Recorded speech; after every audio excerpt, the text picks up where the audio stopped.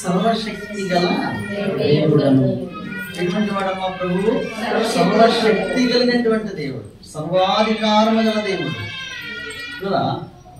చూడండి 17వ అధ్యాయంలో ఎప్పుడు ప్రత్యక్షమైనాడు? అబ్రాహాము 9 ఏళ్ల వాడైనప్పుడు యెహోవా అతనికి ప్రత్యక్షమై. కాబట్టి అంతకుముందు ఎన్ని సంవత్సరాలు ఉన్నాయి అబ్రాహాంకి? అంతకుముందు ఎన్ని సంవత్సరాలు ఉన్నాయమ్మా? 80 సంవత్సరాలు అని చెప్పి రాయబడుతూ వచ్చింది. ఇప్పుడు 99. అక్కడ చూడమ్మా 16వ వచనం. తల్లి హాగరు అబ్రాహామునకు ఇష్మాయేలును కనినప్పుడు అబ్రాహాము 86 ఏండ్ల వాడు. 86 నుంచి 99 వరకు ఎంత? 13 సంవత్సరాలు. అంటే ఈ 13 సంవత్సరాలు అబ్రాహాంకి ఏం కాలేదు? ప్రత్యక్షం కాలేదు. ఎందుకు ప్రత్యక్షం కాలేదు? అబ్రాహాముతో ప్రభు ఎందుకు మాట్లాడలేకపోతూ వచ్చినాడు? అబ్రాహాము స్నేహితుడు కదా, ఎప్పుడో కలిసి ఉండేవాళ్ళు కదా. ప్రతి ఆలోచన, ప్రతి తలంపు అబ్రాహాముతో దేవుడు పంచుకునేటువంటి వాడు కదా. ఎందుకు దేవుడు అబ్రాహాముతో మాట్లాడలేదు? అబ్రాహాముతోని సహవాసం చేయడానికి దూరముగా ఉన్నాడు అంటే కదా 16వ అధ్యాయంలో వాళ్ళు తప్పు చేస్తూ వచ్చినారు. ఏం చేశారమ్మా? పొరపాటు చేస్తూ వచ్చినారు. దేవుని మీద నమ్మకము, విశ్వాసము ఉంచలేకపోవచ్చు. అల్ప విశ్వాసులుగా ఉండవచ్చు. ఇక నాకు పుట్టర్లే, నా వయసు గర్భించిపోయింది కదా, నా గర్భము కూడా ఎండిపోతూ వచ్చింది, నాకు పిల్లలు కలగరు అని చెప్పేసి అబ్రహాంకి ఎవరు నచ్చింది? దాస్యనిచ్చింది. ఇది పొరపాట, గ్రహపాట. ఏ పాట అండి ఈ పాట? ఇట్లా చేయొచ్చా హాగరు? కనుక తద్వారా ఏం జరుగుతూ వచ్చింది? దేవుడు ఏం చెప్తూ వచ్చినాడు? వాగ్దానం, నీకు సంతానం ఇస్తా అన్నాడు. వాగ్దానం ఇచ్చిన వాడు నమ్మదగిన వాడు కదా. ఆయన మాట ఇచ్చి నెరవేర్చేవాడు కదా. నీ జీవితంలో లాంగ్ టైం అయితే అవుతూ నువ్వు ఇట్లా ప్రార్థన చేయగా ఇంటికి పోగానే అన్ని జరిగిపోవాలా? ఏమన్నా జరిగిపోవాలా? కాదు కదా. కనిపెట్టాలి కదా. నీ విశ్వాసాన్ని, నీ నమ్మకత్వాన్ని దేవుడు చూస్తూ ఉంటాడు. అబ్రహాము జీవితంలో 60 ఏండ్లు కనిపెడుతూ వచ్చింది అబ్రహాం. కానీ లేదా శారా తొందరపడుతూ వచ్చింది. అబ్రహాము కూడా దైవ సన్నిధిలో ప్రార్థించలేకపోతూ వచ్చినాడు. ఆమె ఈగ నేను తీసుకున్నాడు. అట్లా తీసుకోవచ్చా? అబ్రహాము కూడా అనేకుల జీవితాలలో కూడా మనకు కొన్ని చిన్న బలహీనతలు ఉంటాయి. మనం మంచివాళ్ళమే, పరిశుద్ధులమే కాదంట్లా. చిన్న బలహీనతల ద్వారా దైవత్వాన్ని, దైవ సన్నిధాన్ని మనం కోల్పోయే అవకాశం, అర్థమైందా? కోల్పోయే అవకాశం ఉంది. అందుకని మనం ఎంతో జాగ్రత్తగా ఉండాలి, నమ్మకంగా ఉండాలి, విశ్వాసంగా ఉండాలి. దేవుని మాట మీద విశ్వాసం ఉంచాలి. దేవుని మాటలను నమ్మాల. నమ్ముట నీ వల్ల అయితే నమ్మువానికి సమస్తము. ఎప్పుడైతే ఆమె నిరాశపడి నిస్పృహ చెంది ఏంటి కొంత బలహీనత కలిగి అవిశ్వాసంగా, అల్ప విశ్వాసం, సగం విశ్వాసం ఎప్పుడైతే అయిపోతూ వచ్చిందో అబ్రహాం కూడా ఏం ప్రార్థన చేయలేకపోతూ వచ్చినాడు కదా. ఏం ప్రార్థన చేయలేకపోతూ వచ్చాడు. ఆమె ఇచ్చింది. సరే, అబ్రహాం ఏం చేయాలి? ప్రార్థన చేయలే. హాగరును తీసుకోవటంలో మీ ఉద్దేశం ఏమిటి? మరి ఆయన కూడా చెబుతూ వచ్చాడు కదా, అబ్రహాంకి నీకు సంతానం ఇస్తాను. ఏంటి అబ్రహాం ఏం చేయలేదు? ఆ టైంలో ప్రార్థించలా. మీనా జీవితాలలో ఏదో ఒక టైంలో కొన్ని పరీక్షలు వచ్చినప్పుడు, ప్రశ్నలు వచ్చినప్పుడు, ఆటంకాలు వచ్చినప్పుడు నువ్వు ప్రార్థించాలి. ఎక్కడికో పరిగెత్తటం కాదు, ఎక్కడికో గుడ్డెద్దు చేలు పడ్డట్టుగా ఉరకటం కాదు. దానికి ముందు నువ్వు ఏం చేయాలంటే కాస్త ఆగి ఆలోచించి ఈ వాక్యం యొక్క, ఈ పరిస్థితి యొక్క నీ చిత్తం ఏమిటి ఒకసారి బయలుపరచు అని దేవుని సన్నిధిలో ఏం చేయాలి? ప్రార్థించాలి. ఆయన సన్నిధిలో నువ్వు ప్రార్థించి కనిపెట్టాలి. జవాబు కొరకు కనిపెట్టాలి. ఒకవేళ అట్లా మనం తొందరపడుతూ వచ్చామనుకో, మన బుద్ధికి తగినట్టుగా చేసామనుకో, మన ఆలోచన తగినట్టుగా చేసామనుకో, ఎవరు ఇతరులు చెప్తా ఉంటారు, బంధువులు, స్నేహితులు, వాళ్ళు చెప్తా ఉంటారు, అట్లా చేయొచ్చు, అట్లా పోవచ్చు, ఏం కాదులే, అది కాదులే, ఇది కాదులే, రకరకాలుగా చెప్తూ వస్తారు. ఎన్నొద్దండి అబ్రహాముకి మాట్లాడు 86 సంవత్సరాలప్పుడు ఉన్న పరిచయము 99 సంవత్సరాల వరకు ఎంత గ్యాప్ అంటే ఇద్దరికి 13 ఏళ్ళు గ్యాప్ కలుగుతుంది. ఒకవేళ నీ నా జీవితాలలో మనం చిన్న చిన్న పొరపాట్లు చేస్తే, ఒకవేళ అంత టైం నీ జీవితంలో ఒకళ్ళు ఉద్యోగం రాకపోతే, చదువులు వెనకంజ వేస్తే, లేకపోతే వివాహం కాకపోతే ఏంటి, కానీ రకరకాలైనటువంటి పరిస్థితులు నీ నా జీవితాలలో రాకుండా మనం ముందుగానే దేవుని సన్నిధిలో ఏం చేయాలండి? ప్రార్థించాలి. అయితే దేవుడు ఏమంటూ ఉన్నాడంటే, నీ పిల్లవాడిని తీసుకెళ్ళి విడిచిపెట్టమన్నప్పుడు విడిచిపెట్టి వచ్చిన తర్వాత అప్పుడు దేవుడు ఏమిటంటే, నేను సర్వశక్తి గలవాడను కదా. అంటే సర్వశక్తి గలవాడంటే సర్వాధికారము కలిగినటువంటి వాడిని కదా, నేను సమస్తమును చేయగలను కదా. అబ్రహామా, నాకు అసాధ్యమేది ఏదైనా ఉన్నదా? నేను అన్నీ చేయగలను. దేవుని వాక్యములో ఏముంది? ఆయన సమస్తమును చేయవాడు, సమస్తమును బాగుగా చేయవాడు. వంకరగా చేయండి జీవితంలో. మనం ఎందుకు నిరాశ నిస్పృహం చెందాలండి? దేవుని యొక్క ఉద్దేశం ఏంటంటే, దేవుని యొక్క తలంపు ఆలోచన ఏంటంటే, తన బిడ్డల విషయాలలో ఆయన బాగా చేస్తాడు, బాగుగా చేస్తాడు. చాలా మంది చెడగొడుతూ ఉంటారు, కానీ ఆయన ఏం చేసేవాడండి? అమ్మ తలకాయ చేసి బాగుగా చేసేటువంటి వాడు, బాగా చేస్తాడు. ఎప్పుడు మనం ఏం చేయకూడదండి? నిరాశ పడకూడదు, నిరాశ నిస్పృహలకు చెందకూడదు. చూడండి, సర్వశక్తిమంతుడు అంటే ఎల్షద్దాయి అనేటువంటి పేరు. ఏం పేరమ్మా? రాసుకోండి. మీ దగ్గర పెన్నులు బుక్ ఉండాలా, రాసేసుకోండి. ఎల్షద్దాయి అంటే సర్వశక్తిమంతుడు, లేకపోతే ఎల్షద్దాయి అంటే సర్వశక్తిమంతుడు. అంటే సర్వశక్తిమంతుడు అంటే ఎటువంటి వాడండి? ఆయన అన్నీ చేయగలిగినటువంటి వాడు. చూడండి, 1వ తిమోతి 5వ అధ్యాయము అక్కడ ఏమంటూ వస్తాడు? త్వరగా తిమోతికి రాసిన పత్రిక 1వ పత్రిక 6వ అధ్యాయము 15వ వచనం. త్వరగా శ్రీమంతుడును అద్వితీయుడునగు సర్వాధిపతి ఆ ప్రత్యక్షతను కనబరుచును ఆ సర్వాధిపతి రాజులకు రాజును. ఇటువంటి వాడంటే సర్వాధిపతి అన్నాడు. అంటే సర్వశక్తిమంతుడు, సర్వాధిపతి, అద్వితీయుడు. ఇటువంటి వాడండి ఆయన సమస్తమును చేయగలడండి. ఇదే మన యొక్క ఈ మొదటి విషయం. నీ జీవితంలో ఏదైనా చేయగలడు. ఏదైనా అంటే నీ జీవితంలో మేలే చేయడు కానీ ఆయన కీడు అన్నాడు. ఆయన అన్యాయస్తుడైన దేవుడు కాదండి. చూడండి, దేవుని యొక్క వాక్యంలో ద్వితీయోపదేశ కాండము 10:17. త్వరగా ద్వితీయోపదేశ కాండము 10:17. ఏలయనగా నీ దేవుడైన యెహోవా పరమదేవుడును పరమ ప్రభువునై ఉన్నాడు. ఆయనే మహాదేవుడు, పరాక్రమవంతుడు, భయంకరుడైన దేవుడు. ఆయన నరుల ముఖమును లక్ష్య పెట్టనివాడు, లంచము పుచ్చుకొనివాడు. ఆయన తల్లిదండ్రులు లేని వారికి విధవరాలికి న్యాయము తీర్చి పరదేశియందు దయవుంచి అన్న వస్త్రమును అనుగ్రహించువాడు. చాలు, ఎటువంటి వాడండి? 21 చదువు కింద. ఆయనే నీకు కీర్తనీయుడు, నీవు కన్నులారా చూచుచుండగా భీకరమైన ఆ గొప్ప కార్యములను నీ కొరకు చేసిన నీ దేవుడు ఆయనే. నువ్వు నమ్మాలంటే ఎటువంటి, ఎందుకంటే ఏ మాత్రము కూడా నువ్వు ఏం చేయకూడదు? అపనమ్మకముగా ఉండకూడదు కదా, అపనమ్మకంగా ఉండదు.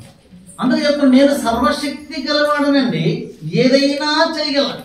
సంతులు ఇవ్వడానికి సంతానం పుట్టిస్తాను, వివాహాలకు వదిలిసి వివాహాలు కలిగిస్తాను, ఒకరిని మరణింపజేస్తాను, ఒకరిని జీవింపజేస్తాను. ఆయనకు అసాధ్యమైనది ఏది కూడా. ఆయన పరమదేవుడు. ఏమన్నాడు? పరమదేవుడు, పరమ ప్రభువునై ఉన్నాడు. ఆయన మహాదేవుడు. అమ్మా చాలు. 91 కీర్తనలో చూడండి. 91 కీర్తనలో అంటాడు కదా. 95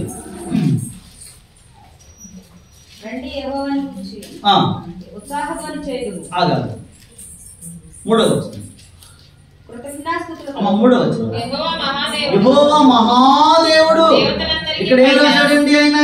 ఆయన మహాదేవుడు అన్నాడు. ఆయనే మహాదేవుడు. చదువు. యెహోవా మహాదేవుడు, దేవతలందరికీ పైన మహాత్మ గల మహారాజు. భూమ్యగాధ స్థలములు ఆయన చేతిలో ఉన్నవి. పర్వత శిఖరములు ఆయనవే. సముద్రము ఆయనది. ఆయనను కూర్చోమ్మా చిన్నపిల్ల. ఆయనను కలగజేసెను. ఆయన హస్తములు భూమిని నిర్మించెను. ఆయన మన దేవుడు. మనము ఆయన పాలించు ప్రజలము. ఆయన మేపు గొర్రెలము. రండి నమస్కారం చేసి సాగిలపడదము. ఎవరంటండి ఈయన? మహాదేవుడు. ఈయనకు అసాధ్యమైనది కూడా లేదు. ఆయన సమస్తమును చేయగలడు. నీ అవసరం ఏమిటి? నీ అక్కర ఏమిటి? నీ బాధ ఏమిటి? నీ చింత ఏమిటి? నీ వేదన ఏమిటి? నీ ఆలోచన యావత్తు సఫలపరిచేటువంటి దేవుడు అన్నాడు కదా. కీర్తన 20:4 నీ కోరిక సిద్ధింపజేసి నీ ఆలోచన యావత్తు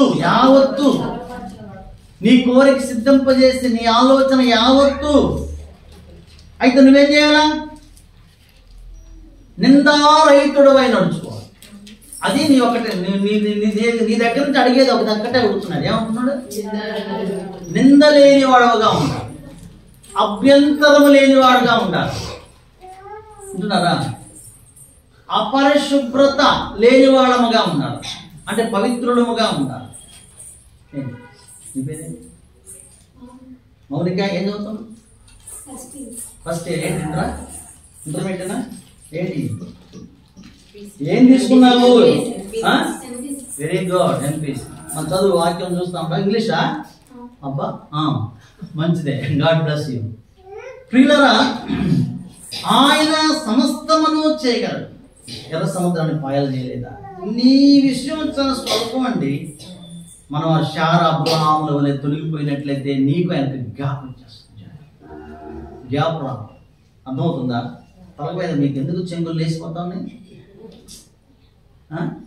అర్థమవుతుందా? జ్ఞాపకం రాకూడదు. జ్ఞాపకం రాకూడదు అంటే ఏం చేయాలి? నిందారహితుడవై. నిందలోకనే వేస్తారా? ఏమా వాక్యం నిన్ను నిందిస్తుంది వస్తారు కదా. నువ్వు అట్లా చేసి వాక్యము నిన్ను ఒకనే నిందిస్తుందా? లేకపోతే పరులు నిన్ను ఒకనే నిందిస్తారా? ఒకవేళ అట్లా ఏమి లేకుండా నువ్వు నిందించబడితే మంచిదే.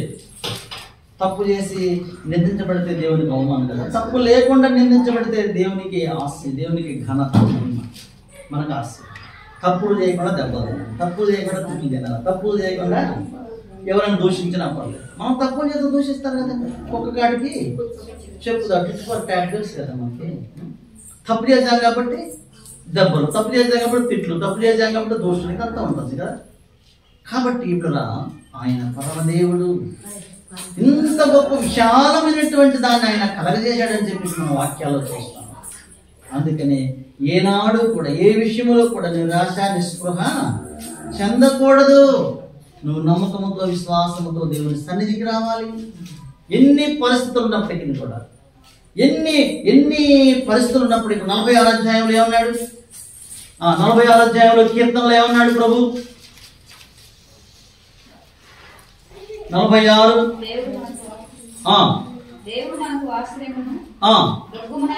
దుర్గమునై ఉన్నాడు. ఆపత్కాలంలో ఆయన నమ్ముకునదగిన సహాయకుడు కావున. అమ్మా ఇప్పుడు చూడండి. భూమి మార్పు నొందినను, నడి సముద్రములలో పర్వతములు మునిగినను, వాటి జలములు ఘోషించుచు నురుగు కట్టినను, ఆ పొంగులకు పర్వతములు కదిలినను.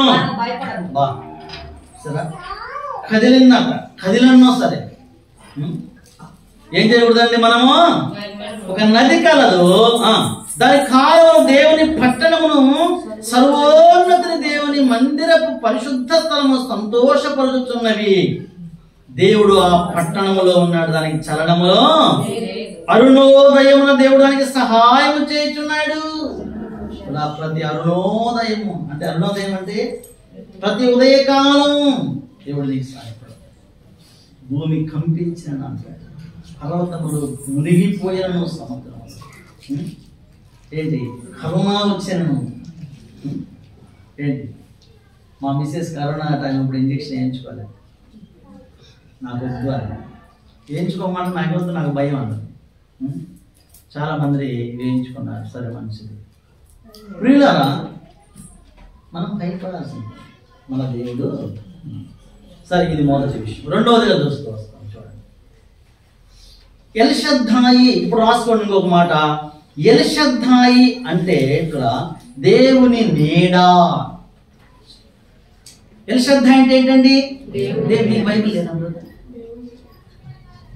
మీరు తీసుకోండి, మీరు చూడండి, వాక్యం చూడండి. ఎల్షద్దాయి అంటే 91 మొదటి వచనం. 91 మొదటి వచనం చూడ.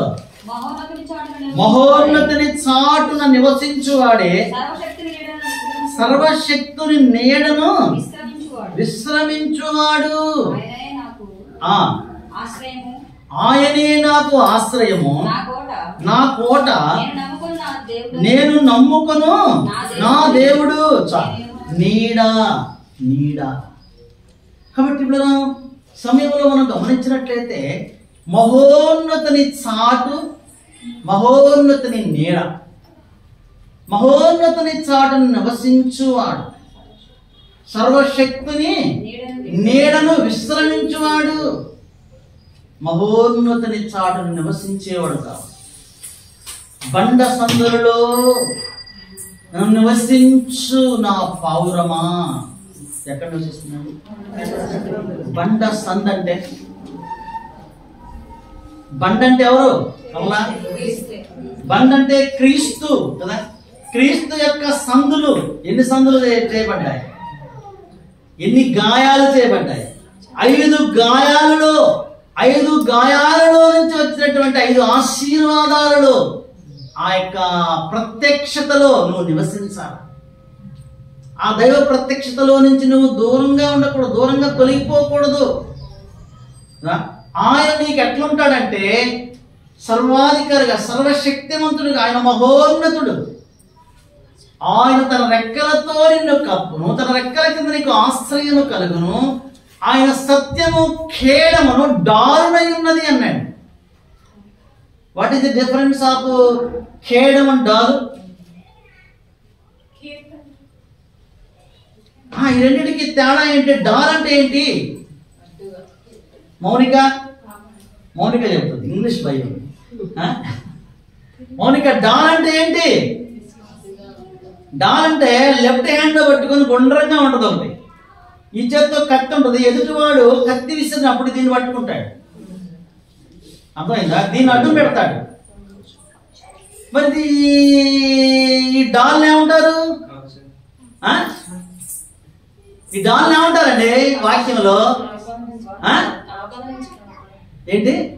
విశ్వాసం అనే డాలు.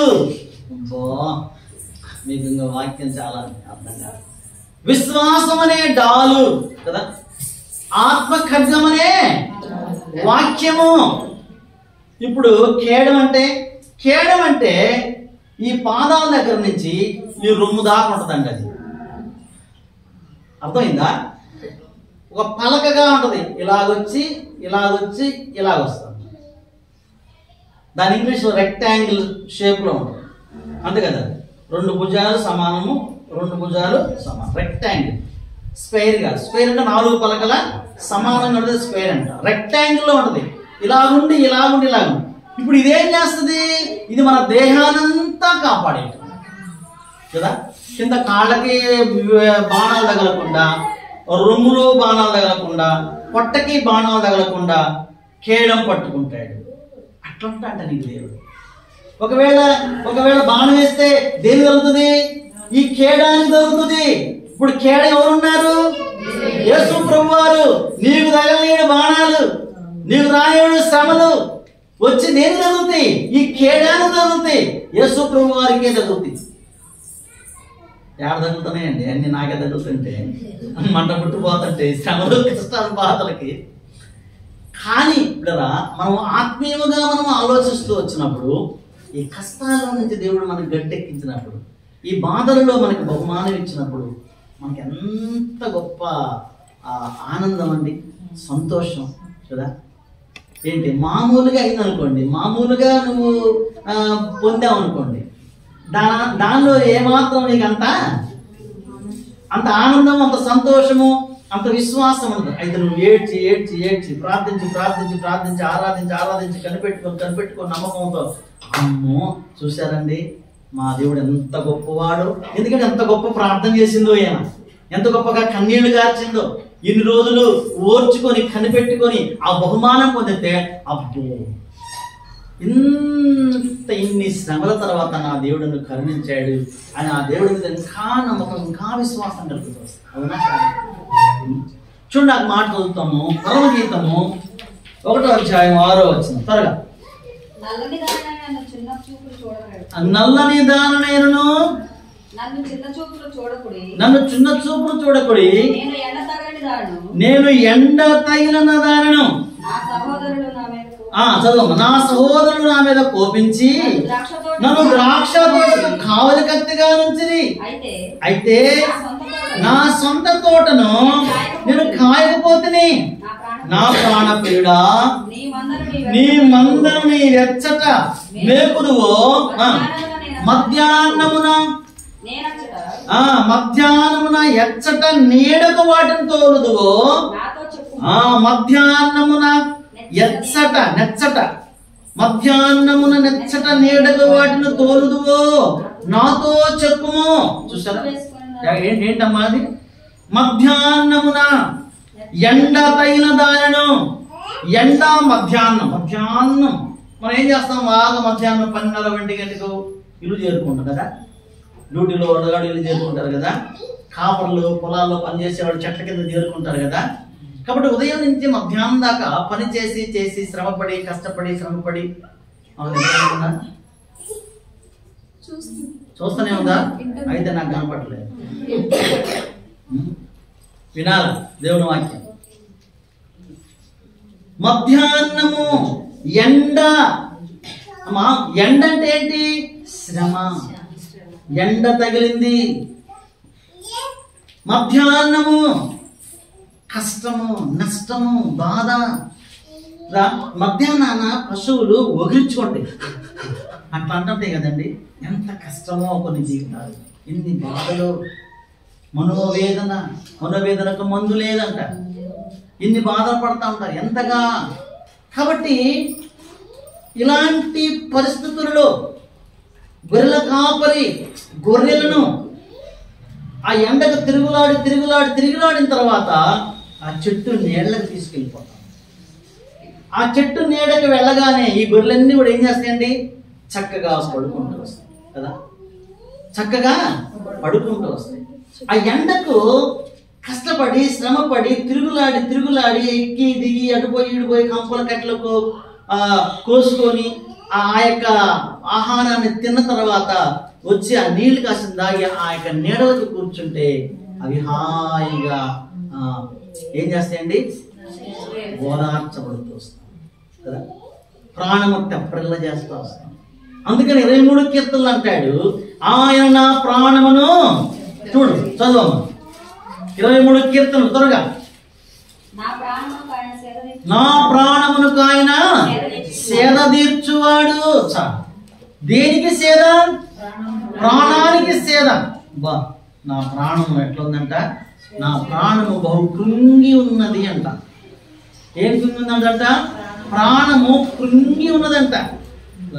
ప్రాణము కృంగి ఉన్నప్పుడు నా ప్రాణము డస్సి ఉన్నది అంట. ప్రాణం ఎప్పుడు డస్సిపోతుంది? ప్రాణం ఎప్పుడు కృంగిపోతావు నువ్వు కదా. ఏంటి ఎప్పుడు కృంగిపోతూ వస్తా? అబ్బా కృంగిపోయిందిరా, దాన్ని ఏం చేయబాకంటా, కృంగిపోయాడు రా. సంసార జీవితంలో కదా, కష్ట నష్టాలలో, చదువులలో, ఉద్యోగాలు రాక, వివాహాలు సరిగ్గా సరైనటువంటి బాధ్యతలు దొరకక, లోకములో తప్పినటువంటి పిల్లలు, తప్పినటువంటి ఆడపిల్లలు, తప్పినటువంటి మగపిల్లలు, వాళ్ళ బాగోగులు, వాళ్ళు చేసేటువంటి ఆ యొక్క పనుల విషయమై తల్లిదండ్రులుగా బాధ్యత కలిగినటువంటి వాళ్ళకి ఎంత దుఃఖము మనోవేదన ఉంటుందండి. కాబట్టి మన సంఘంలోనే మనకి తెలుసు కదా. మరి నేను అక్కడ ఆ శ్రీనగర్ మన పిడుగురాళ్ళ దగ్గర ఆంధ్ర పిలిపిస్తూ వస్తే అక్కడికి వెళ్తే అసలు అందరూ చెప్తున్నారు. నేను అనుకున్నాను, ఓయమ్మ వీళ్ళు చూస్తే బాగున్నారు, చక్కగా ఉన్నారు, వీళ్ళకి ఎన్ని శ్రమలు ఉన్నాయా, ఎన్ని కష్టాలు ఉన్నాయా అన్న, నాకింత నా కుటుంబంలో ఈ పరిస్థితి ఉందన్నా, నాకు ఈ అనారోగ్యం ఉందన్నా, మా పిల్ల ఇదన్నా, మా పిల్లగాడు అదన్నా, అదే చెప్తూనే ఉన్నారు. నాకు ఎంతో బాగా మనం ఇది తీర్చగలమా, మనం అసలు బుర్రలో ఎన్ని పెట్టుకొని ప్రార్థించగలమా? నిజంగా ప్రభువా, ఎన్ని శ్రమల్లో ఉండేవాళ్ళు ఉన్నారు, ఎన్ని కష్టాల్లో వాళ్ళు ఉన్నారు, ఎన్ని అవసరత కలిగినటువంటి వాళ్ళు ఉన్నారు. సంఘాల్లోనే ఉంటే లోకములు ఎంతమంది ఉండొచ్చు. అందుకని మరి నువ్వు ఎంత ప్రార్థన చేయాలా? ప్రార్థనకు వస్తున్నావా? ప్రార్థనకు ఎగ్గొడుతున్నావా? అమ్మ ప్రార్థన చేయాలి. ప్రార్థనకి దూరంగా ఉన్నాం. అందుకని ఎడతెగక ఓటుకుతూ వచ్చాను. సంఘములో కలవ, సహవాసములో నిలిచి ఉంటాను, ప్రార్థన చేయాలి. వీళ్ళందరి కొరకు ఆ యేసయ్యను అడగాలి కదా. అడిగితే వాళ్ళందరి కొరకు నువ్వు ప్రార్థన చేస్తే నీ అక్కర్లన్నీ యేసయ్య తీరుస్తాడు. నీ బిడ్డలను నిన్ను మంచి పొజిషన్లో ఉంచుకొస్తాడు, మంచి మార్గంలో నడిపిస్తూ వస్తాడు కదా.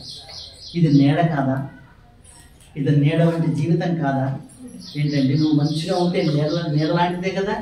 ఆ నీడకి వెళ్ళినటువంటి ఆ యొక్క గొర్రెలు కళ్ళు మూసుకొని చక్కగా నెమరు వేసుకుంటూ ఆదమరిచి ఏ రీతిగా కాపరి ఉన్నాడని చెప్పి ఆదమరిచి చక్కగా నిద్రపోతా వస్తాయండి. నెమరు వేసుకుంటా కళ్ళు మూసుకొని. తోడేలు వచ్చే భయం ఉంటుందా? సింహం వచ్చే భయం ఉంటుందా? ఎలుగుబండి వచ్చే భయం ఉంటుందా? నువ్వు రాత్రి నిద్రపోయినప్పుడు ఏంటి, నువ్వు హాయిగా నిద్రపోయే జీవితం కన్నా ఇంక ఏది కావాలి? వెండి బంగారం కావాలా? ఏంటండి వజ్ర వైడూర్య మరకత మాణిక్యాలు గోమేదలు పుష్యరాగం ఇవన్నీ కావాలా? నీ చేతి నిండా నెమ్మది ఉంటే చాలు కదా. హాయిగా నువ్వు నిద్రపోతే పిల్లలకి అన్నదానివి. అంటే నీ పిల్లలు బాగుంటేగా నువ్వు నిద్రపోయేదే, అంతేనా కాదా? నీ భర్త బాగుంటేగా నువ్వు నిద్రపోయేది, నిద్రపట్టేది. రాత్రి ఒంటిగా ఉండి రాత్రి అంట ఒంటిగా ఉండి చూడండి, ఆ మాట చక్కగా ఉంది. ఎక్కడ దొరుకుతుందమ్మా ఇది? 102 కీర్తనలో 102:7 వచ్చింది చదువున్నాను త్వరగా. రాత్రి మెలకుగా నుండి ఇంటి మీద ఒంటిగానున్న, ఎంత వేదన. దీనికి నిద్ర ఉందా? ఏమ్మా ఎక్కడున్నారు పిచ్చుక? చెప్పు. ఇంటి మీద ఎందుకుందండి? గూట్లో ఉండాల్సిన పిచ్చుక గూట్లో నిద్ర పట్ట. ఏంది గూట్లో? వింటున్నారా అమ్మా? వినపడుతున్నారా మాట? రాత్రి మెలకుగా నుండి, రాత్రంతా మెలకుగా ఉన్నానక్క, నిద్ర పట్టలే. ఏమైంది అంటే ఏమోనక్క నిద్ర పట్టలే. ఆలోచన అంటామా లేదు? ఆలోచన, వాడి గురించి ఆలోచన, దీని గురించి ఆలోచన, ఆయన గురించి ఆలోచన. అంటున్నారా? తల్లిదండ్రులు బాగా రక్షిస్తున్నారా? మీరు బాగుంటే మేము బాగుండట్టారా నాయన? మా గుండెలు బాగుంటాయి, గుండె ఆగిపోద్ది ఆడ. కాబట్టి వాడు చదువుకోవడానికి వెళ్తున్నాడు. మరి నా కూతురు బెంగళూరులో ఉంది, ఒక్కదే ఉంటుంది. మరి నా కొడుకు ఇతర దేశం ఐర్లాండ్లో ఉంటున్నాయి. మరి నేను ఇక్కడ హాయిగా నిద్రపోతూనే ఉంటా, ప్రార్థన చేసుకుంటా, గురక పెడతా కాసేపు.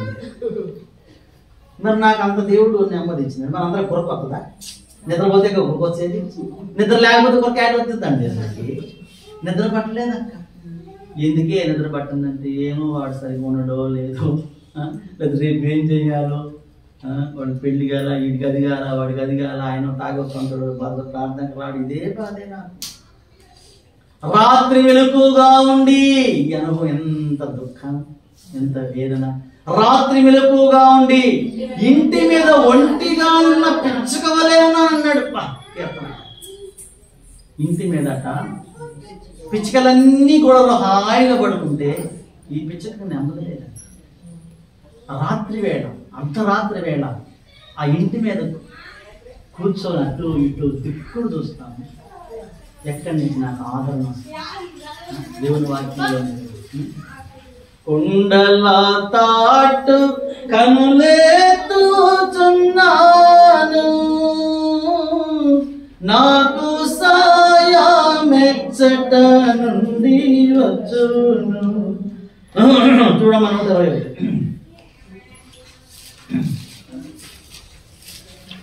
121 రెండవ నాకు సహాయము కలుగును. ఆయన భూమి ఆకాశములను సృజించిన వాడు, ఆయన నీ పాదము ఏంటంటమ్మా? నీ పాదము తొట్టిల్లనీయుడు. చాలు.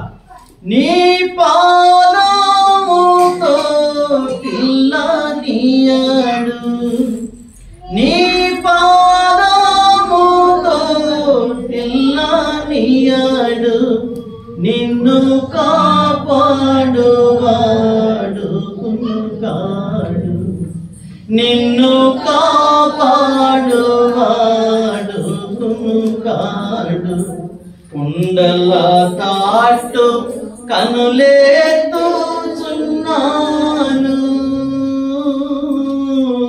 నాకు సాయమెచ్చట నుండి వచ్చును.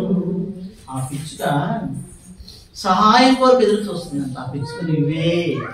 ఎవరండి? నువ్వే ఆ పిచ్చుక. మరి ఆ పిచ్చుకని ఎక్కడ తీసుకొచ్చాడు? ఆ పిచ్చుకని ఎక్కడ తీసుకొచ్చారు కమలా? ఎక్కడ తీసుకొచ్చాడు ఆ పిచ్చుకని?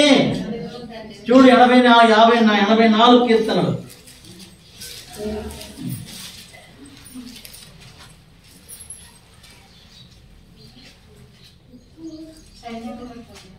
ఆ 84 రెండవ వచనం, లేకపోతే 3వ వచనం చదువు.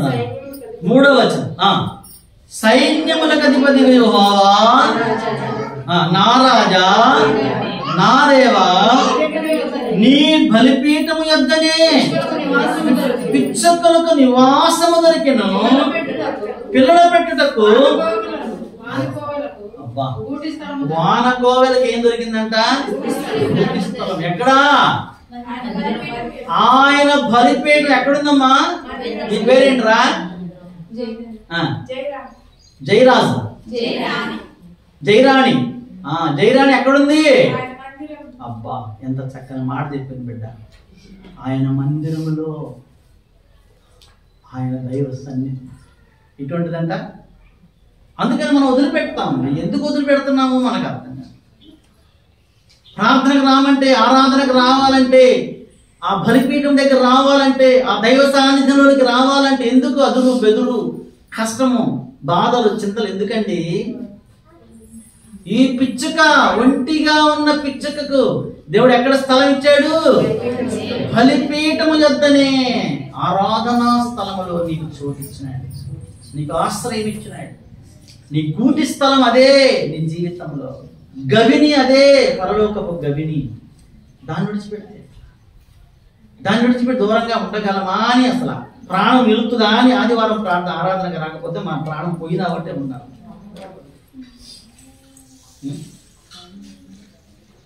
అపారమైనటువంటి ఆ దేవుని యొక్క ప్రేమ, దయా, కనికరాలు, వాత్సల్యత, అనురాగం, ఆప్యాయత ఎవరిస్తారు?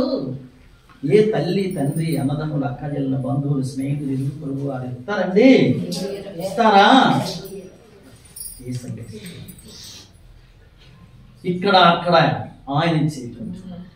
కాబట్టి ఇది నీడ కదా. ఇంకొక మాట చదువుకున్నాం చూడండి. యెషయా గ్రంథం, యెషయా గ్రంథము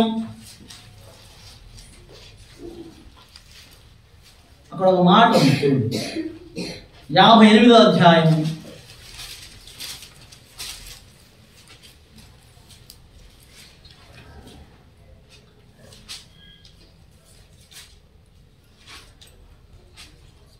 ఆగమ్మా, పొరపాటు చెప్పాను. 51 16 వచనం చివరి మాటలు. నీ నోట నా మాటలుంచి నా చేతి నీడలో నిన్ను కప్పెదను. చాలు. దేంట్లో కప్పుతున్నాడు? చేతి నీడ. తన చేతుల మీద ఏముందండి? గాయం. ఆయన చేతులలో గాయములు, ఆయన చేతులలో మృదువైన చేతులు కదా, ప్రేమగల హస్తాలు కదా, కుష్ఠవ్యాధి వాడిని ముట్టి స్వస్థపరిచిన హస్తాలు. ఏ హస్తాలండి? మునిగిపోతున్నటువంటి పేదని చెయ్యి ఇచ్చి మనకి ఒక మునుగు ముంచేవాడు. మునగరా, నువ్వు లేకపోతే మాకు గొడవ పోతుందని. కానీ యేసు ప్రభు వారు ముంచేవాడు కాదండి. ఆయన ఏం చేసేవాడు? పైకెత్తేవాడు. ఆయన పైకి తీసేవాడు, మనమైతే ముంచేవాడు. అదును చూసి, ఏది చూసి? అదును చూసి ముంచేవాడు. మన స్వభావం అంటే మనం కాదు, లోకంలో నరుల స్వభావం కదా, అనేకుల యొక్క స్వభావం కదా. ఆయన ఎందుకు చెప్తున్నానంటే, వేరే గారు అని చెప్పేసి ఒక బ్రదర్ ఉన్నాడు హైదరాబాద్. ఆయన gospel team, Hebron prayer and gospel team అని చెప్పేసి మేమందరం సేవకులు అంతా కూడా ఒక 15 మంది ఒక టీముగా ఏర్పడి 10 గంటల కాడి నుంచి 11 గంటల వరకు ప్రార్థన చేస్తాం. 10 గంటల నుంచి 11 వరకు సేవకుల కొరకు, అందరి కొరకు ప్రార్థన. ఆయన చాలా మంచివాడు, ది వీరయ్య. ఆ పెళ్ళిళ్ళు కూడా చేస్తూ ఉంటాడు. ఆయనకి వేరే అతను పరిచయం అయ్యాడు. అమ్మా ఇటు ఆడుకుంటూ. ఆయన బాగా పరిచర్య చేసేటువంటి వాడు, ప్రార్థన చేసేటువంటి వాడు. ఎస్కోలు ప్రేయర్ హౌస్ సంఘం ఉంది ఆయనకి హైదరాబాద్లో. నేను కూడా ఒకసారి వెళ్ళొచ్చాను. అయితే ఆయనకి వేరే అతను పరిచయం అయ్యాడు. ఆయన కూడా క్రైస్తవుడే. ఆయన కూడా కాస్త అటు ఇటుగా మరి ప్రార్థనలకు వస్తా పోతా ఉంటాడు. ఈయన కాస్త ఈయన దగ్గర కొద్దిగా డబ్బులు కాస్త ఉన్నట్టుగా కొంచెం ఈయన పుల్లగా ఉన్నాడు కదా, కొంచెం బాగున్నాడు మనిషి. చూశాడు, సరే అని చెప్పేసి ఎంతో సావాసం చేస్తున్నాడు. హోటల్కి పోయాడు అనుకోండి, హోటల్లో భోజనం చేసేస్తే ఈయన పోయి ముందుతున్నాడు డబ్బులు. అన్నా మీరు ఆగండి నేను ఇస్తాను. అట్లా ఆయన ఏం చేశాడు? బాగా నమ్మించాడు. నమ్మకం ముదిరింది ఆయనకి. వేరే గారు చాలా మంచివాడు, అబ్బా నమ్మకం ముదిరింది ఆయనకి. సరే అని చెప్పేసి ఒకరోజు అన్న నేను చిట్టి వేసాను, చిట్టి వాడుకోవాలంటే సంతకం పెట్టాలంటన్నా. ఎవరు పెట్టట్లేదన్నా, సంతకం పెట్టాను. ఎంత చిట్టి? 1,00,000 రూపాయలు చిట్టి. మరి ఈయన చూసిండుగా, హోటల్లో భోజనం చేస్తే ఈయన డబ్బులు ఇస్తున్నాడు. ఒకవేళ కానీ సిడ్నీ బస్ ఎక్కితే ఈయన డబ్బులు ఇస్తున్నాడు. ఏమో వింటున్నారా? ఇంకోసారికి పోతే ఆయన ముందు ఉండి ఆయన డబ్బులు ఇస్తున్నాడు. బ్రహ్మాండం జరుగుతా ఉంది ఇట్లా. సరే అని చెప్పేసి అన్న మరి ఇట్లా కొంచెం ఎవడు సంతకం పెట్టట్లేదన్నా, మరి కొంచెం సంతకం పెట్టరా అని చెప్పి అడిగితే, సరే బ్రదర్ సంతకమే కదా, మరి మీరు నమ్మకంగా కట్టండి డబ్బులు అంటే, నేనే అడిగిపోతానన్నా. నేను అడిగిపోను ఏంటి, డబ్బు తీసుకున్నాక పోతా, అప్పుడు దాకా పోవాలి అని ఏం చేశాడు? సంతకం పెట్టించుకున్నాడు, చిట్టి పాడుకున్నాడు, శుభ్రంగా 1,00,000 రూపాయలు తీసుకున్నద్దు. ఇప్పుడు ఆ చిట్టి పాడు డబ్బు ఎవరు కడుతున్నారు?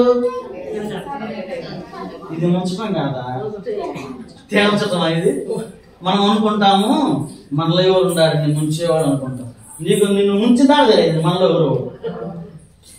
అమ్మా అర్థమవుతుందా? నిన్ను ముంచిన దాకా మనలో కూడా ఉండాడు ముంచినవాడు. ఇప్పుడు అంటే మీకు బాగుంది, ఇంతకుముందు అంటే కోపం వచ్చింది. ఇప్పుడు చెప్పేవారికి మీకు అర్థం అయిపోయిందాం. అప్పుడు అనుకుంటారు కదా, ఏంటంటే ఈ పీటర్ గారు చెప్తున్నాడు, ముంచేవాడు మన దగ్గర ఎవరు ఉంటారండి అంత బాగుంటే అని అనుకుని ఉంటారు మీరు. ఇప్పుడు మరి క్రైస్తవుడే కదా, ప్రార్థనకు వచ్చేవాడే కదా, స్నేహితుడే కదా, నమ్మకమైనవాడే కదా, 1,00,000 రూపాయలు ముంచిపోయింది ఆయన. ఇప్పుడు ఆయన చిట్టీలు ఎవరు కట్టాలా? వేరే గారు కడుతున్నాడు. లబో దిబ్బోం అంటున్నాడు. అయ్యా రారా నాయన, నా పరిస్థితి అంటే అన్న ఇయ్యాలత్త రేపత్త ఇయ్యాలత్త రేపత్త అని చెప్పి 2 సంవత్సరాలు అయిపోయింది. ఇంకేమవుతున్నాయి? అందుకని జాగ్రత్త అంటున్నా నేను కదా. యేసయ్య ఒక్కడే మనల్ని లేపేవాడు. మనం లేకుండా ముంచేవాళ్ళు అన్నారు. మనల్ని ఏమంటున్నారండి? మనం తట్టుకోలేక నీళ్ళలో లేస్తున్నా కానీ మన గురం మునిగి సావురా సావు అనేవాడు. ప్రియులారా, ఈ మధ్యాహ్న కాలం దేవుడే కావాల్సిన ఎందుకు చెప్తున్నానంటే, ఇట్లాంటి వాడు జాగ్రత్త. ఇంటి పక్కన ఉన్నారేమో, సంఘంలో ఉన్నారేమో, యవనస్తులారా, పిల్లలు, ఆడపిల్లలు, కాలేజీకి వెళ్ళే పిల్లలు జాగ్రత్తగా ఉండాలా.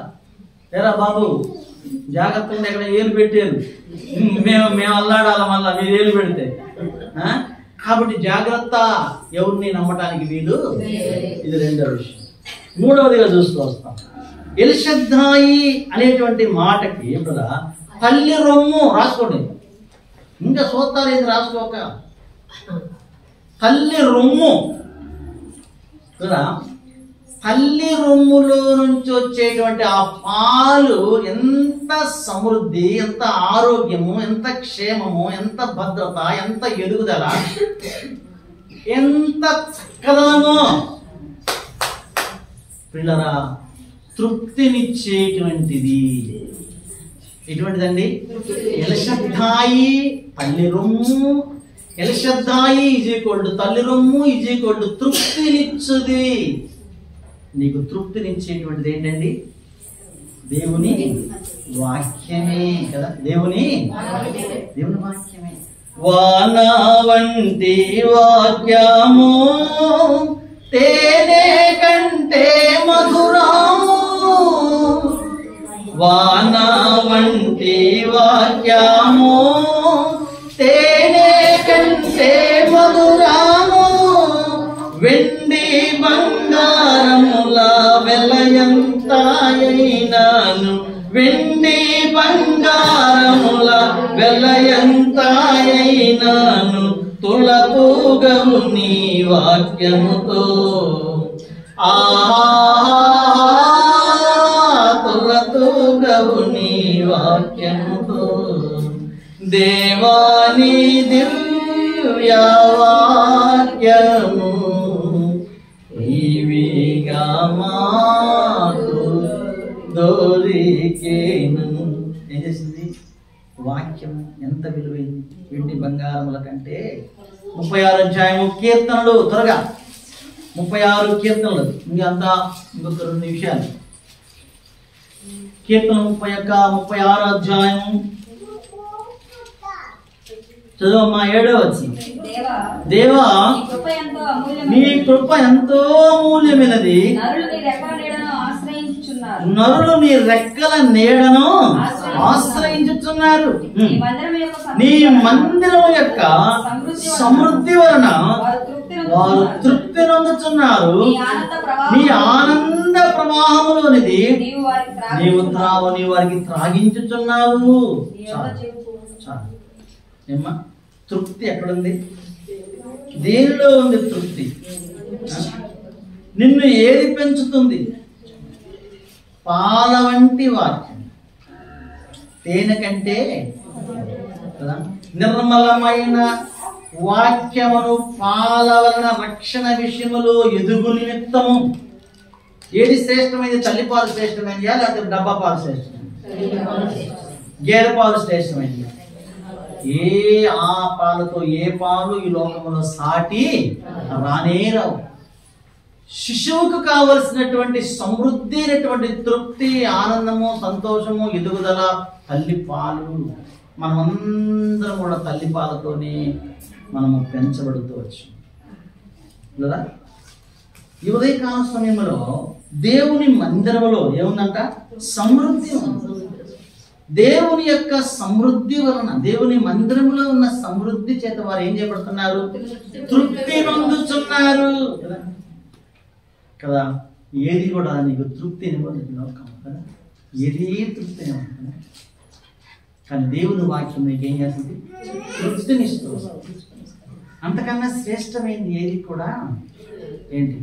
నీకు తృప్తినివ్వలేదు, ఇవ్వదు. అందుకనే 102 కీర్తనలు అన్నాడు, 102 కీర్తనలో 104 చూడరా 27-28 వచ్చిన తగిన కాలమున నీ వాటికి ఆహారం ఇచ్చుతున్నావు, అవన్నీ నీ దయ కొరకు కనిపెట్టుచున్నది, నీవు వాటికి పెట్టునది కూర్చుకును, నీ గుప్పిలి విప్పగా అవి మంచి వాటిని తిని తృప్తిపరచబడును. ఏంటంట? మంచి వాటిని తిని ఏం చేస్తాయంట? కాబట్టి దేవుని సన్నిధిలోనే మనకేముంది? నాలుగవదిగా ఆయన ఎల్షద్దాయి అనేటువంటి అర్థాన్ని ఆయన ఏం చెప్తున్నారంటే పోషకుడు. ఇటువంటి వాడండి, పోషించేటువంటి వాడు కదా. ఇలాగనే వర్షం వస్తే ఏమవుతుందండి? అనావృష్టి, అతివృష్టి. అనావృష్టి కాస్త ఏమైతే అతివృష్టి అయిపోతే కదా పంటలు ఏమైపోతాయి? చెడిపోతూ వస్తాయి, పంటలు పాడైపోతాయి, కొట్టుకుపోతూ వస్తాయి. రేపు మనకి భోజనం ఎక్కడి నుంచి వస్తుంది? ఆయన ఏం చేస్తా ఉన్నాడు? 146 కీర్తనలు 146 కీర్తనలో అంటాడు 8వ వచనం, ఆయన ఆకాశమును మేఘములతో కప్పువాడు, భూమి కొరకు వర్షము సిద్ధపరచువాడు, పర్వతముల మీద గడ్డి ములిపించువాడు, పశువులకును అరచచుండు పిల్ల కాకులకును ఆహారం ఇచ్చువాడు. 14వ వచనం, నీ సరిహద్దులలో సమాధానము కలగజేయువాడు ఆయనే, మంచి గోధుమలతో ఎన్నో. మంచి గోధుమ అంటే దేవుని వాక్యమే ఆహారం. మంచి గోధుమలు అంటే ఏంటమ్మా? నీ సరిహద్దులలో సమాధానము కలగజేయవాడు, మంచి గోధుమలతో నిన్ను తృప్తిపరచువాడు. పశువులు ఎట్లా తృప్తిపరుస్తున్నాడు? అరచిపిల్ల కాకులకి ఎట్లా ఆహారం? నువ్వు చక్కగా వండుకొని తింటున్నావు, బాగానే ఉంది. ప్రతి జీవి కొరకు ఏం చేస్తున్నాడు? నీ కళ్ళ ఎదుట కనబడేటువంటి జీవులు ఎన్నో ఉన్నాయి, జీవరాశులు. నువ్వు మాత్రం చక్కగా హాయిగా పడుకుంటున్నావు. అవి ఎక్కడ పడుకోవాలి? నువ్వు చల్లతో దుప్పటి కప్పుకుంటున్నావు, వాటి సంగతి ఏంటి? ప్రియులారా, సర్వ జీవులను ఆయన తృప్తిపరుస్తుంది. సర్వ జీవుల కన్నులన్నీ ఆయన వైపు చూస్తున్నవి. తగిన కాలం ముందు వాటికి ఆహారం ఇచ్చి ఆయన వాటిని ఏం చేస్తాడు? తృప్తిపరుస్తూ ఉన్నాడు. పర్వతాలలో గడ్డి మొలిపిస్తున్నాయి. దేని కొరకంటే? పర్వతాలలో పశువులకు అంటే ఇంతగా తృప్తిపరిచేటువంటి వాడు కదా. మనం తృప్తిగానే ఉండాలండి. యేసయ్యను బట్టి మనం ఏం చేయాలా? మనకున్న దాన్ని బట్టి మనం ఏం చేయాలా? తృప్తి కలిగి ఉండాలి. రెండవదిగా, నాలుగవదిగా పోషించేటువంటి వాడు, పోషకుడు. నీ కరువులో నిన్ను పోషించేటువంటి వాడు. ఎలియాతో చెప్తూ వచ్చాడు, కరువు సమయంలో, కరువు బ్రహ్మాండంగా తాండవిస్తున్నటువంటి దినాలు కదా. ఆ కరువు ఎట్లా ఉందంటే తెలుసా? 2 స్త్రీలు ఒకరోజు తన పిల్లని వండుకొని తిన్నారంట, రెండవ రోజు ఇంకొక దాని పిల్ల వండుకొని తిన్నారంట. అంటే పిల్లల్ని కోసుకొని వండుకొని తింటున్నారంటే ఎంత ఘోరమైన క్షామం ఉందో మనకు అర్థమవుతా ఉంది. అన్నాడు, పావురపు రెట్ట అరతులము ఎంతో చెప్తూ వచ్చాడు దాంట్లో దేవుని వాక్యం. అరపావురము ఏంటది? రెట్ట, పావురపు రెట్ట. ఎందుకు పావురపు రెట్ట చెప్పండి? తెలుసా ఏమా? తెలుసా? పావురపు రెట్ట ఎందుకు కొనుక్కున్నారు వారు? అరతులము అంటే అరతులం అయితే అన్ని వస్తాయి. పావురపు రెట్ట తేలిగ్గా ఉంటాయి కాబట్టి అవి అన్ని వస్తాయి. అవి అంతా తీసుకెళ్ళిపోయి నీళ్ళలో వేస్తే ఆ పావురపు రెట్టలో ఉన్న గింజలు ఉంటాయే, ఆ గింజలను శుభ్రం చేసుకొని ఆ అరతులము ఆ గింజల్ని వండుకొని తినేటువంటి వాళ్ళంట. వాళ్ళు ఎవరండి? కొంచెం డబ్బు ఉన్నవాళ్ళు, ఇంకొంచెం డబ్బు ఉన్నవాడితే 1/2 కేజీ వండుకునేవాళ్ళు, ఇంకొంచెం డబ్బు కొన్నవాళ్ళు అయితే కేజీ తీసుకొచ్చుకునేవాళ్ళు. ఇంకా ఎక్కువ ఉన్నాయి గింజలు. అవి ఆ పావురాలు ఆ యొక్క ఫలాదిని ఆ యొక్క గింజలను తీసుకొని వచ్చి ఆ గింజల్లో నుంచి ఆ రెట్టలో నుంచి వచ్చేటువంటి గింజలు అంత ఘోరం. ఆ టైంలో ఏం చేశాడు మరి? ఏం చేశాడు? అమ్మా ఏలియా ఏమన్నాడు? ఏలియా దేవుడు ఏమన్నాడు ఏలియాతోని? నువ్వు సారపతి విధవరాల దగ్గరికి వెళ్ళిపోయి అక్కడ ఉండు, నిన్ను అక్కడ పోషిస్తాను అన్నాడు. పోషిస్తాను అన్నాడు. ఒక మాట చదువుకున్నాం, రూతు గ్రంథం ముగిస్తాను. రూతు గ్రంథం ఆరాధన కొరకైనటువంటి మాటలు మనం ధ్యానం చేస్తూ ఉన్నాం. సమూయేలుకి వెనక 1వ సమూయేలుకి వెనక ఉంటుంది 4:15. నిన్ను ఇశ్రాయేలులో నిన్ను ప్రేమించి 7 కుమారుల కంటే నీకెక్కువగా ఉన్నాయి. నీ కోడలు ఇతన్ని కనెను. ఇతడు నీ ప్రాణమును ఓదార్చి ముసలితనమున నీకు పోషకుడవునని నయోమితో చెప్పిరి. ఓబేదు. కనుక ఓబేదు అనేటువంటి మాటకి ఏంటండి? సేవకుడు. ఓబేదు అనే మాట సేవకుడు ఏం చేస్తాడు? అమ్మా నీకు పోషకుడుగా ఉంటాడు. ఎప్పుడు పోషకుగా ఉంటాడు? కరువు వచ్చినప్పుడు. వాక్యం లేదు. జనులు తిండి వల్ల కాదంట తప్పిపోయే. దేని వల్లంట? వాక్యము లేకుండా తప్పిపోయేవాడు ఉన్నారు. సేవకుడిని ఏం చేస్తాడు? వాక్యము చేత నిన్ను పోషించేటువంటి వాడు, నిన్ను ధైర్యపరిచేటువంటి వాడు, నిన్ను బలపరిచేటువంటి వాడు, వాక్య సమృద్ధి చేత నీకు సంతోషాన్ని ఆనందాన్ని అనుగ్రహించేటువంటి వాడు సేవకుడు. ప్రభువైన యేసుక్రీస్తు వారు ఆయనకు సాదృశ్యంగా ఉన్నటువంటి ఇక్కడ ఉన్నటువంటి దైవ సేవకులు దేవుని వాక్యం ద్వారా నిన్ను ఆదరించేటువంటిగా, నిన్ను పోషించి నిన్ను ప్రభా మరి ఆ బాధల్లో వేదనలో నడిపించేటువంటి. అర్థమవుతుందా? వాక్యం లేకపోతే కరోనా టైంలో వాక్యం ఉందా? లేదు. ఎవరిలో వాళ్ళు ఉన్నారు. ఎంత కష్టం అయిపోయిందండి, ఎంత వేదన అయిపోయింది. ఆరాధన లేదు, వాక్యం లేదు, బల్లా లేదు, ఎన్ని తిప్పలు పడుతూ వచ్చామో, బయటికి వెళ్ళకూడదు. కానీ అర్థమైందా? వాక్యము ఎంత అవసరం ఉందో ఆ టైంలో. అందుకని ఈ ఉదయకాల సమయంలో కూడా మనం గమనించినట్లయితే మనము దేవుడు నమ్మకంగా సేవకులను పంపి నిన్ను మరి వాక్యముతో పోషించేటువంటి వాడు. మొదటగా ఏం చూస్తూ వచ్చినాము? ఎలిషద్దా ఏంటి? సర్వశక్తివంతుడు అయిన కదా. రెండవది ఎలిషద్దా అంటే అమ్మా దేవుని నీడలో తన